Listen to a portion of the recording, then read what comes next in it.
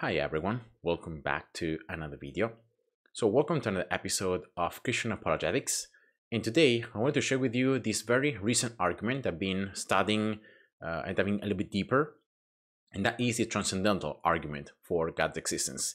It's an argument that is kind of precedes all the rest of the arguments for God's existence, like the teleological argument, so the argument for design, the fine-tuning argument, or the argument for the first cause, and so forth. So many different arguments I've already brought to my channel are actually consequential, or actually come after this argument. So this argument is kind of the basics and the foundation, because of the fact that this argument pretty much says, just summarizing a little bit so that it can be understood, that in order for there to be proper reason, in order for there be truth, in order for there to be knowledge, in order for there to be logic, and to be there morality, so the sense of right and wrong, the existence of God must be presupposed. So this means that if God doesn't exist, then there is no justification, there is no foundation, there is no grounding for logic, or for truth, or for knowledge, or for morality.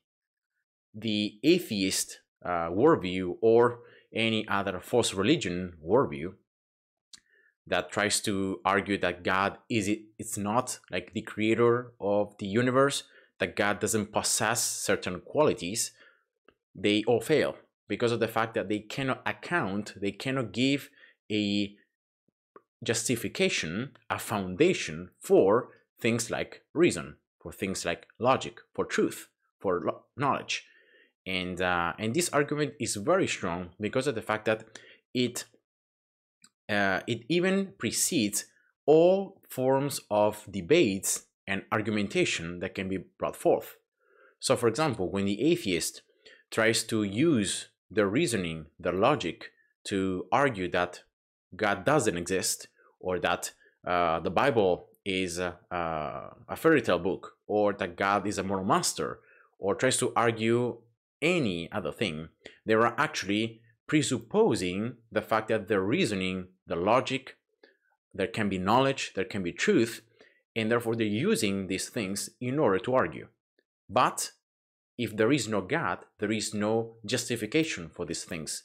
So what they're saying is just nothing. There is no knowledge, there is no truth or false in what they're saying if there is no God. That's the argument. That's what the argument says. So in order for there to be logic, for there to be reason, for there to be truth and knowledge, God has to exist. So his existence with God, when we intend by God, we intend with certain qualities, with certain nature and certain character. So we're not talking about any God, right? We're talking about the God that is immaterial, that is eternal, that is spaceless, that is outside the universe, is the creator of everything, a God that is personal, that is good, that is the standard of absolute goodness, that is holy, and so forth, that has all the qualities through which we ascribe to God. And that's why God is the standard for truth, the standard for logic, the standard for knowledge, the standard for morality. So this is the God that we're talking about. And this is a pretty interesting argument to think about, because any atheist that tries to argue against, or any other person that tries to argue against this argument, is actually presupposing the validity of their argumentation. So is presupposing the validity and the existence of knowledge, of truth, of logic, and of reason. But if these things cannot exist unless God exists, then the whole argument just crumbles, because it's self-refuting, because you're trying to disprove the existence of something using reason, using truth, using knowledge that could be impossible unless that thing that you're trying to disprove, namely the existence of God, is the justification and is the grounding for those things that you're using. See? So it's a very interesting argument. Now today I wanted to share a little bit more the actual logical premises and the conclusion of this argument. And then I'm going to also show you some objections. So people, of course, that don't agree with this are going to try to find flaws in the argument, or going to try to show why this argument fails, or why it is not logically valid, or why certain premises are not true. And so you can search for this argument on Google, on any other website. You know, it's you're gonna find people that argue for the argument, people that are gonna try to argue why this argument is bad, why it's the worst argument, why it fails. And so I'm gonna take a look at what Wikipedia here says, just because of the fact that it kind of summarizes it pretty well. And then some objections again that are raised. We're gonna take a look at if they actually hold, and then an actual Reddit post that tries to argue and presents reasons as to why they think that this argument fails. And we're gonna take a look if this is actually true, and these and if these objections are valid. So this is the argument presented pretty much just in an easy way. It says here, God is the necessary precondition. Remember, we're talking here about justification, about grounding, about the necessary thing, right? The precondition, the necessary property upon which logic, morality, reason, knowledge, truth, right? They all stand on. So this is the first premise. And of course, unless you are trying to deny, no, there is no logic, or there is no knowledge, or there is no truth, or there is no morality, unless you're trying to argue that, and good luck with that, because an argument that already tries to argue that there is no truth already can't be true, right? So you're self-refuting. But anyway, that could be one line of thinking, right? Well, refuting that these things actually exist, so that knowledge, logic, reason, and truth exist. But most people will acknowledge that, yeah, these are real. These are real properties. I don't know why they're called here universals, but they are metaphysical properties about our universe. So when we're talking about metaphysical, it means that they're not physical, so that they can be measured by the scientific process, right? They can be measured in that way. It's like ethics, right? Metaphysics, ethics, beauty, all these things are outside the realm of the physical. They're still entities that exist because every human experiences them, and from our experience we know that they do exist, but they are immaterial in a sense, right? They are metaphysical. So that's the idea. Now the second premise says that people depend upon logic and morality, reason, truth, knowledge, right? Just remember that it's not just logic and morality. We're talking here about truth, we're talking about knowledge, how we can know things, if we can trust our processes that brings us to that particular knowledge, and if that knowledge is real, so it can bring us to the truth or falsity of a certain condition, showing that they depend upon the universal, immaterial, and abstract realities which could not exist in a materialist universe, but presupposes, so it presumes, existence of a material and absolute God. Now this is, I don't know why they have stated it like this. This is kind of hard to understand. I think that here it's much more precise how the argument is presented. But anyway, the idea behind this is that it says that we, human beings, we constantly use logic, morality, knowledge, truth, reason.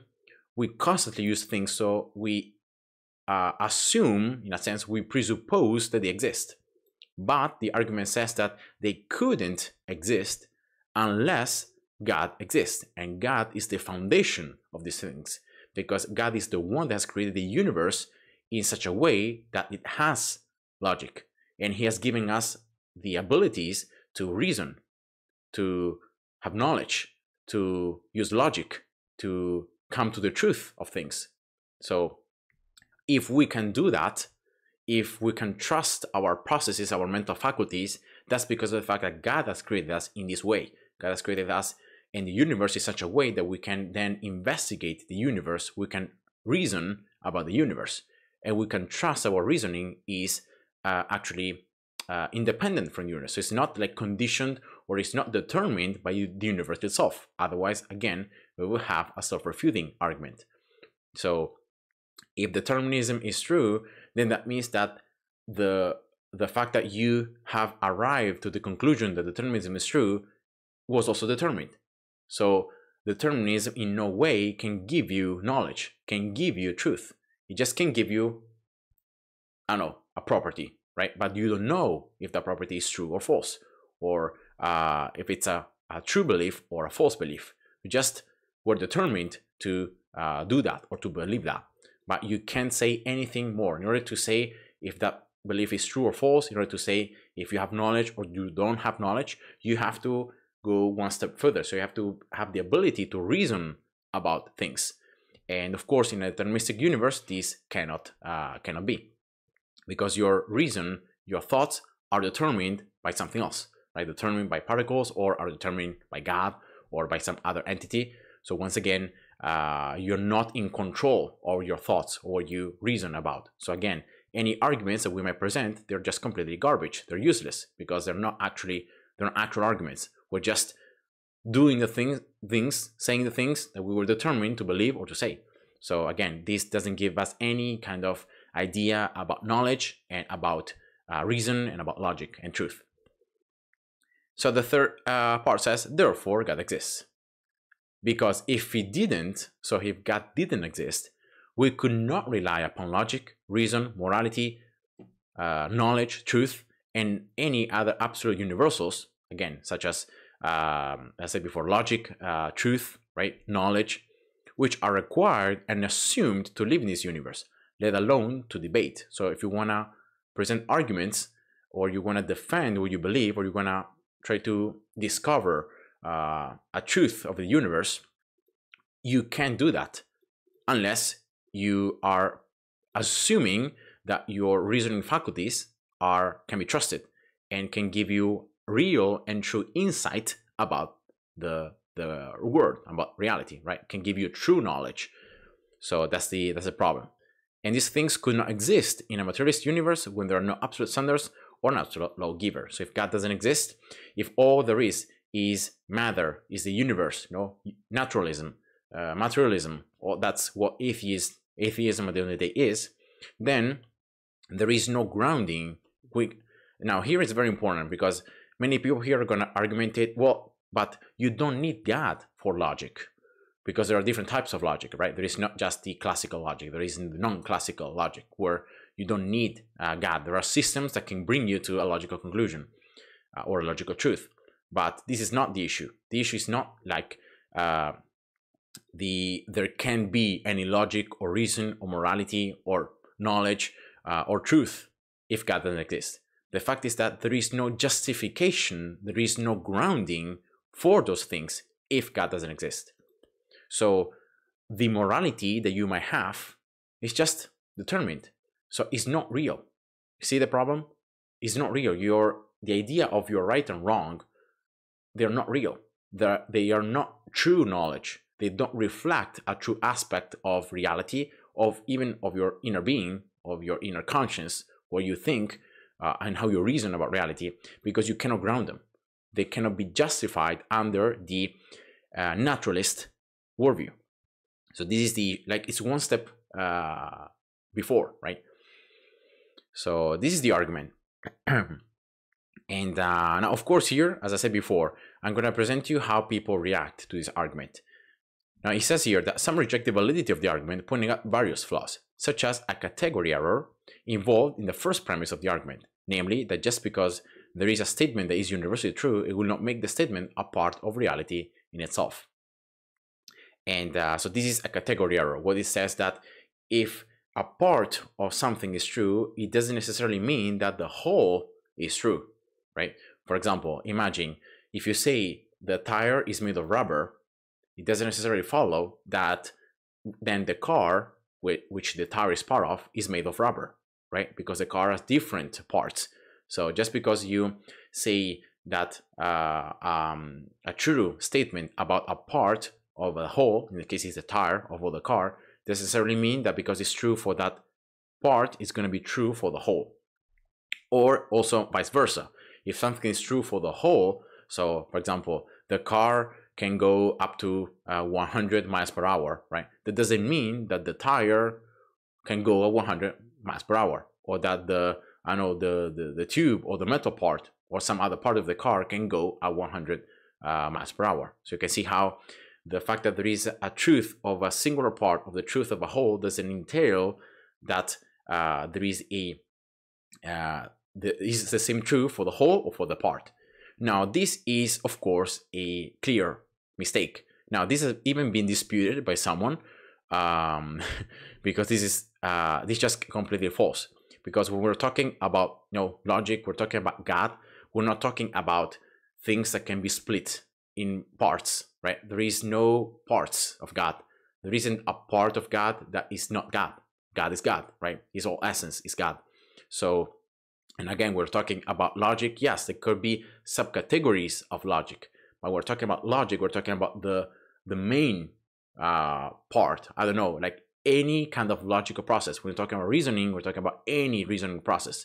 So we're not talking about things that can be then split in parts. So we're not talking about a specific part of, I don't know, reasoning.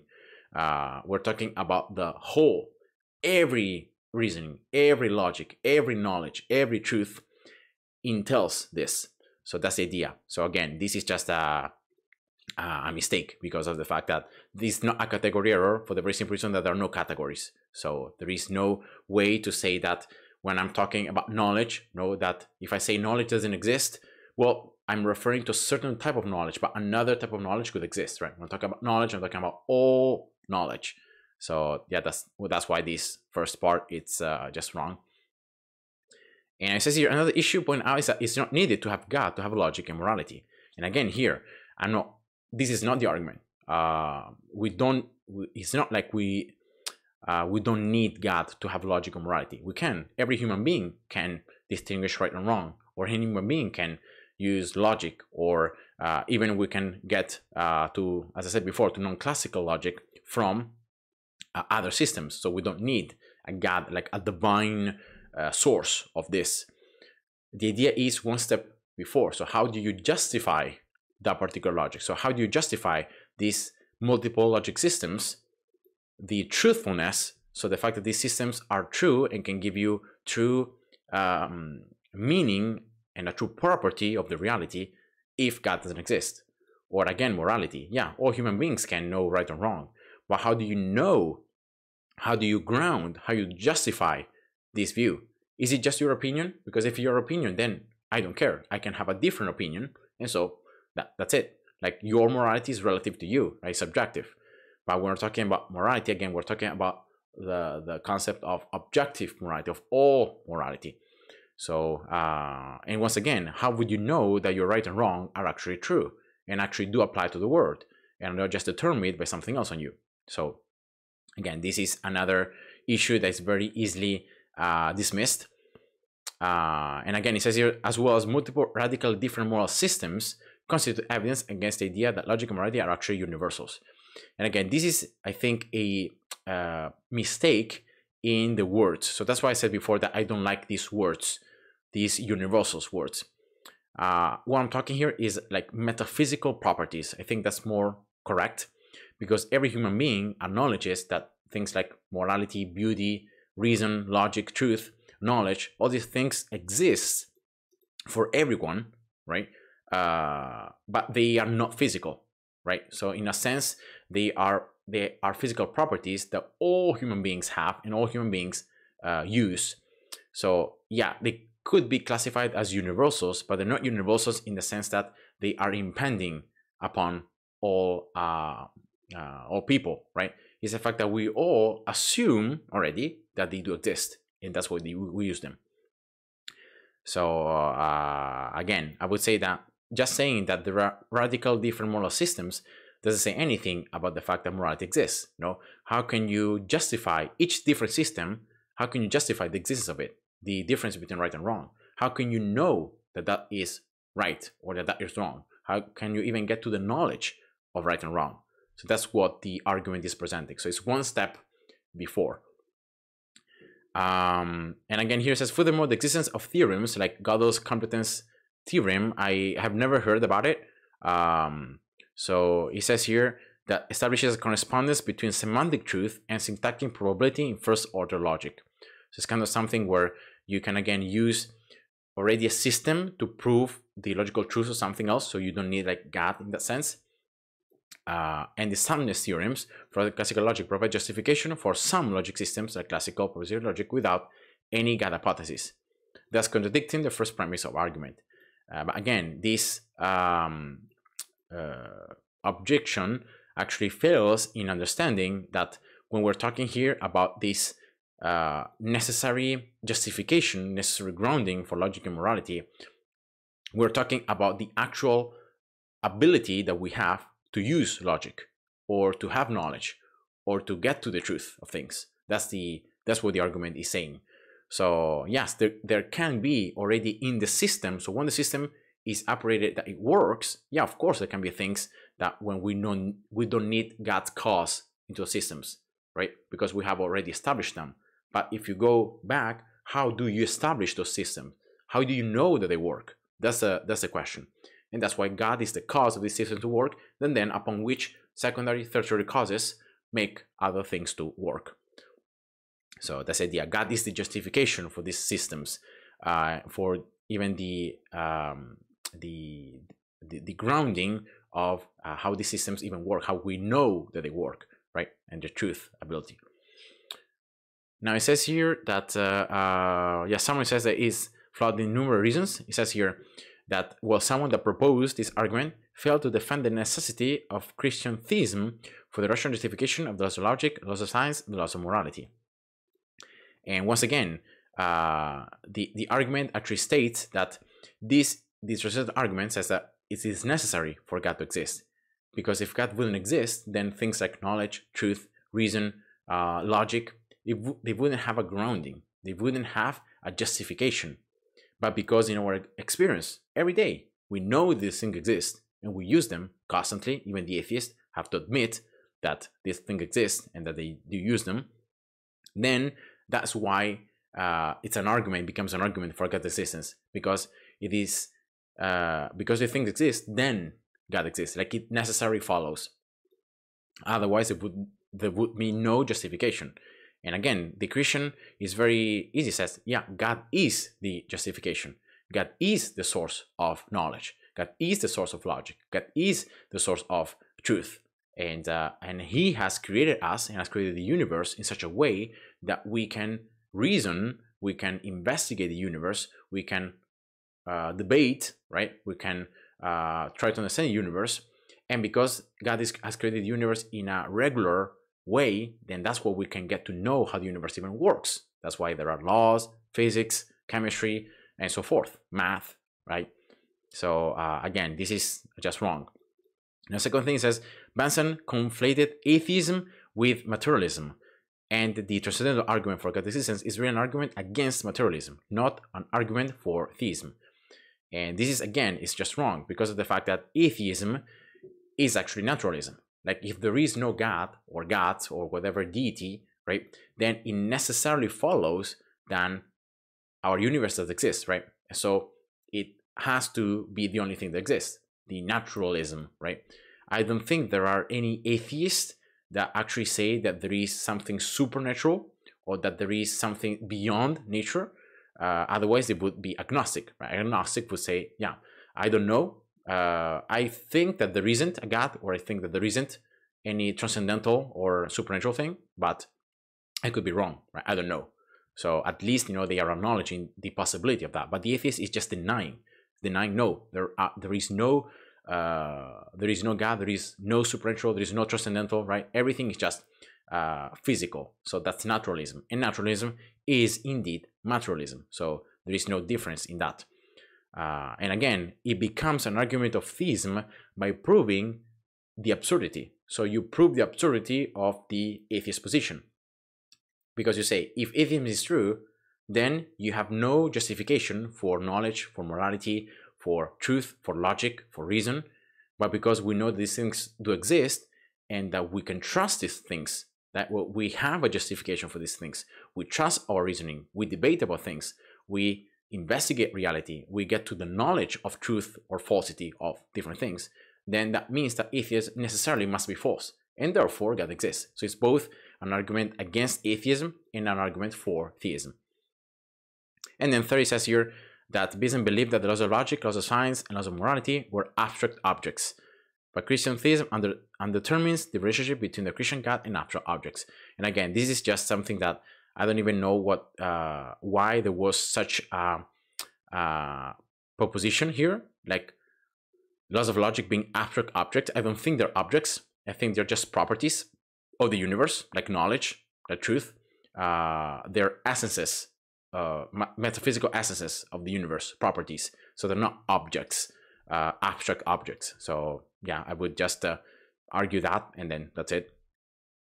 So yeah, this is the idea. Now there is a full Reddit post that tries to present more arguments against this, more objections against this argument, why it fails, right? Debunking the transcendental argument for God. Now here, I like it a lot more how it's presented, because this is like, especially written in logic. And this is a logical valid argument. Now here, in case you might be not knowing what this means, why is knowledge exist? In this case, it can be, it can be like knowledge, right? It can be logic, it can be truth, it can be reason, it can be morality, right? It can be any of these metaphysical property universals, right? That every human being has, and in its experience they use. So the particular object exists, right? So in this case, it's knowledge. Knowledge exists. If this is true, then the second one, I think it's I don't remember here this square what it means.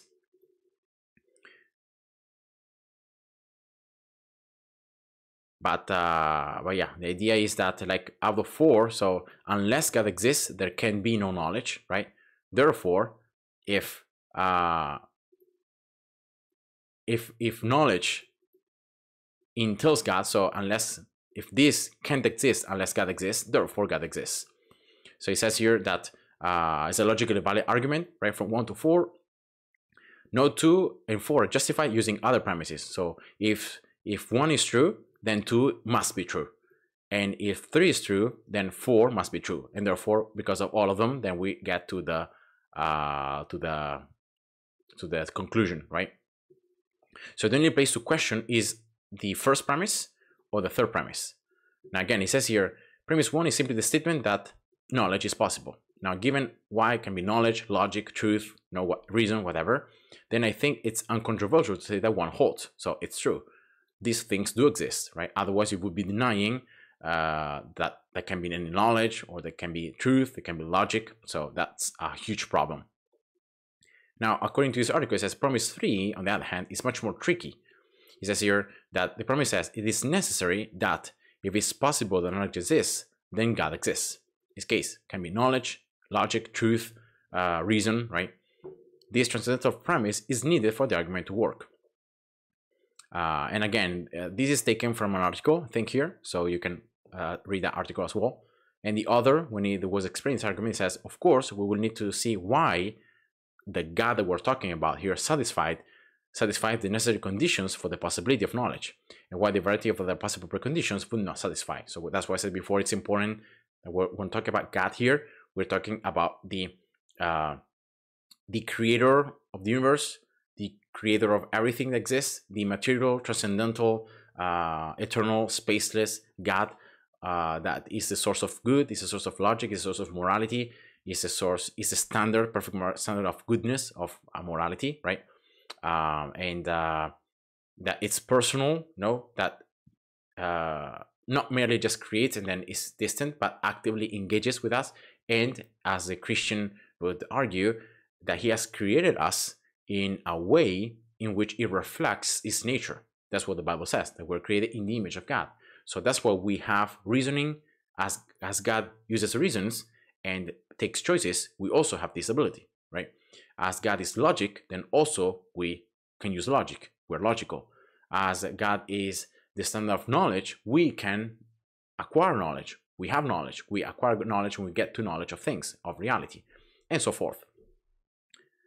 Now, it says here, unfortunately, according to the reader, the article goes down at this point. Abandoning the strict logical analysis it used up to this point, the author begins to employ equivocation and theological language to arrive at this point. And now I just want to pay attention to this. It says, for what the history of philosophy and epistemology teaches us is that man, isolated within his own sphere, reason, and committed to an autonomous epistemology apart from theistic revelation, cannot justify the existence of knowledge or establish whether his rational processes are legitimate.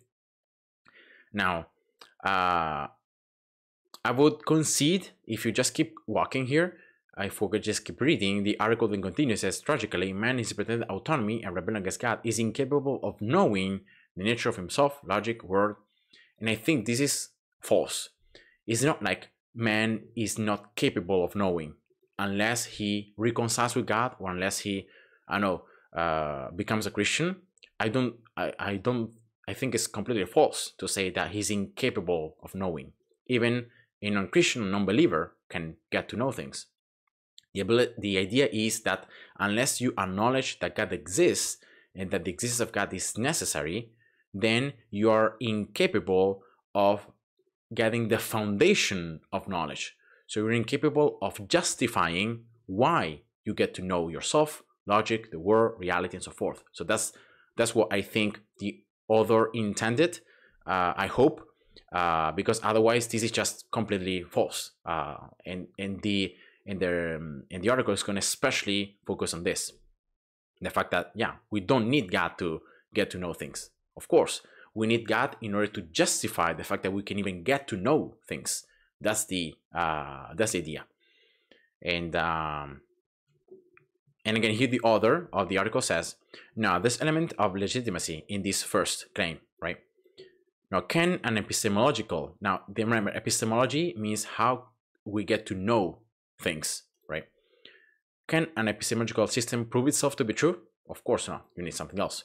That's why every single argument at the end of the day ends up being reasoning, circular reasoning, or ends up having an authority. In this case, for example, for the theist is God. God is the ultimate authority, the ultimate source, the ultimate foundation, the ultimate grounding, justification for the reality and for what we experience, what we reason about reality, and so forth. And for the atheist, for anyone else, is something else. It can be science, it can be physics, it can be naturalism and materialism, and so forth. So there is always a point in which we assume something that is true in order for them to keep reasoning. Unless we assume that particular thing to be true, then we can't keep on reasoning. And now he says, however, his mistake is in relating this concept to the above logical analysis and the transcendental premise. The transcendental premise, so premise 3, that it says that unless, I'm going to just read again, it says here that it is necessary that if it's possible that knowledge exists, then God exists. This is the third premise. So here the author is saying that it's necessary that the possibility of knowledge implies the existence of God. So if I can get to know about things, if I can get to knowledge, if I can have knowledge, then it is necessary that it implies the existence of God. Because if God wouldn't exist, then I wouldn't have this justification, this possibility of having knowledge, right?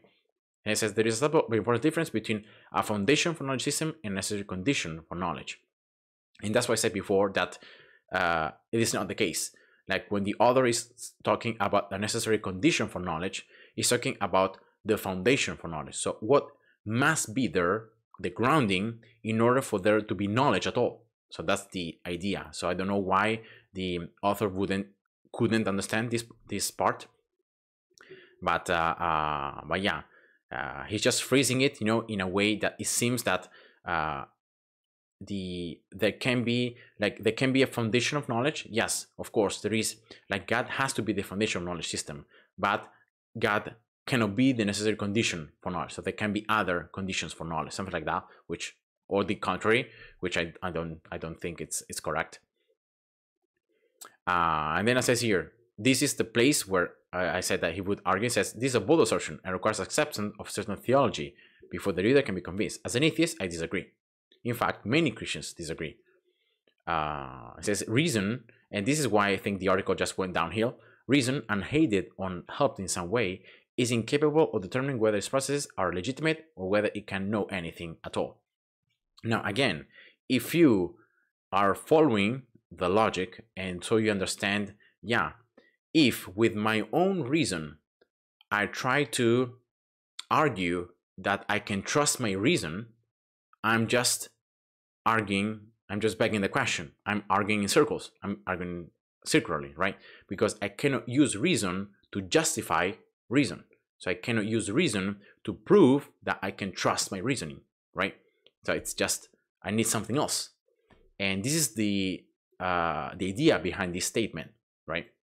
But the reader here, the Reddit post, understood it instead to be the fact that, well, you can't know,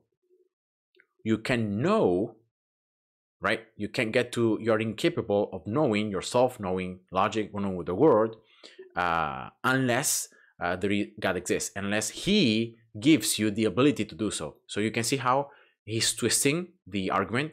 So the argument is not like God has to intervene in our reasoning processes so then we can get to know actually how reality looks like, or the true reality. That's not what the argument is saying. The argument is saying that unless God exists, and therefore our knowledge or reasoning is rooted in Him, and we're created in His image, we cannot even have justification for knowledge, justification for our reasoning. That's the idea. And again, here the it just makes me laugh here. The Reddit poster is actually saying the opposite. It says here, this is a subtle maneuver. We are talking about whether it's possible to know things, not about whether it's possible to know that you know things. That's a very important difference. But it's actually the opposite. What the article is saying is that we are not talking about it is possible to know things, because we know that we can know things. That's actually the first premise. So knowledge, we assume that it exists. It exists, right? So we know that it's possible to know things. What we're talking about is whether or not it's possible to know that you know things. So to justify your knowledge of reality. That's what the article is about. So you can see that the Reddit poster actually turned it around and made it say something that is entirely opposite. Like this is exactly the opposite of what the argument and what the original author intended. So yeah, I'm not gonna keep on reading, but you can see the objections that are raised against this argument just all fail. They either misinterpret the argument, or they can't understand how basic this is. Like, unless you justify your reason, your logic, truth, knowledge, right? Unless you have a firm foundation for that in God, how can you justify that in an atheist worldview? What is there that gives you such bold assurance that, yeah, I can trust my knowledge. I can get to know the word. And my knowledge actually allows me to understand the true part of the world, the truth of reality, or the falsity, right? What is true from what is false, what is right from what is wrong. But how can you know that? What is the basis for such assumption? In your worldview, everything is just chance, a product of chance. So how can you really say that your mental faculties, your reasoning processes, and how you view reality is actually, you can trust it, right? That these are actually ways in which, like, they are determined until you decide that they're not determined anymore, right? How can you do that? Like, it's not possible. It's just self-defeating. So yeah, let me know, guys, what you think about this argument. You're free to keep on reading the whole article. Probably there were people that were either adding more stuff, or maybe there were some people that were instead presenting more arguments, or saying, well, no, look, you made a mistake here, you misinterpreted this or there. But yeah, feel free to read it. I'm gonna just put it in the description below. Yeah, let me know what you think, guys, about this argument. If you ever thought about it, if you ever gonna use it. I think I'm gonna start using it a lot more now. I already did use it before, but I think I'm gonna start using it a lot more because it's very, very powerful. Yes, true. We have to assume the truth of the fact that knowledge exists, or that logic exists, or that truth exists, or that reason exists. So that's like the starting point. But I will argue that all people would agree on this assumption, the fact that these metaphysical properties, such as truth, logic, reason, knowledge, do exist, and we use it all the time. So otherwise, as I said before, debating, arguing, is just pointless. It takes away all the purpose of presenting your worldview or defending what you believe, because there is no basis for that. So yeah, I hope you guys enjoyed. Thanks for watching. God bless you. See ya. Bye bye.